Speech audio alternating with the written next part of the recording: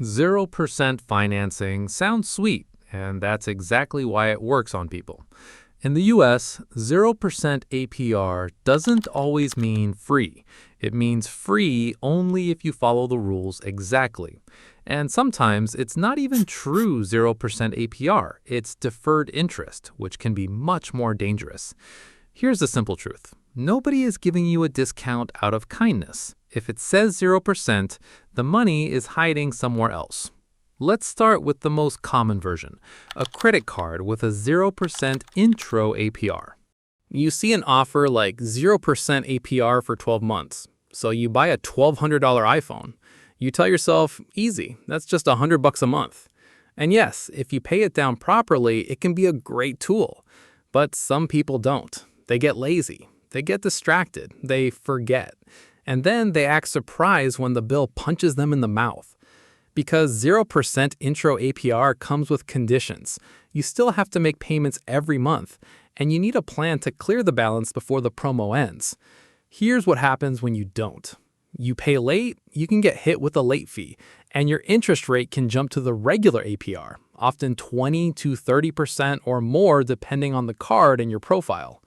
You don't just lose a 0%, you enter the expensive zone. And it's not only about money. Late payments can hurt your credit score. Then later, when you try to rent an apartment, finance a car, or qualify for a mortgage, life gets harder. That's the real cost most people ignore. Now, let's talk about the other 0% trap people love, balance transfers. You've got debt on one card, you see a new offer, 0% APR on balance transfers. You think you found a cheat code. No, you found a different bill. Because most balance transfers charge a fee, usually 3% to 5%. So if you move $3,000 and the fee is 5%, that's $150 gone instantly. Before you even start paying the debt down, that's the price of entry. Now, the second big category in the US, buy now, pay later, and store financing. Affirm, Klarna, Afterpay, PayPal Pay in 4, store plans at places like Best Buy or furniture retailers. They feel easier because they're fast. A few taps, you're approved, you walk out with the product, and your brain goes, I didn't really spend money today. That's the trap. Let's say you buy a $1,500 laptop and they offer 0% for 12 months. You split it up, $125 a month. No interest if you pay on time. Sounds clean, but if you pay late, you can get hit with penalties. Your account can get restricted, and depending on the provider and how they report, your payment behavior can affect your credit profile. And the biggest trap isn't even the fees. The biggest trap is psychology. 0% makes you buy things you don't need. Because when you don't feel pain up front, you start stacking payments. First, you do pay in 4 on shoes, then pay in 4 on headphones, then pay in 4 on a jacket. Each one looks small, each one feels harmless, but together they turn your paycheck into a minefield. You don't feel broke at checkout. You feel broke later, when all the small payments hit at the same time and your cash flow collapses. So where does the money really hide in 0% deals in the US? It usually hides in 4 places. Fees, transfer fees, service fees, setup fees. The stuff nobody reads. Late fees, one missed payment and you pay extra. The APR snapping back. Promo ends, regular APR returns, and it starts biting immediately.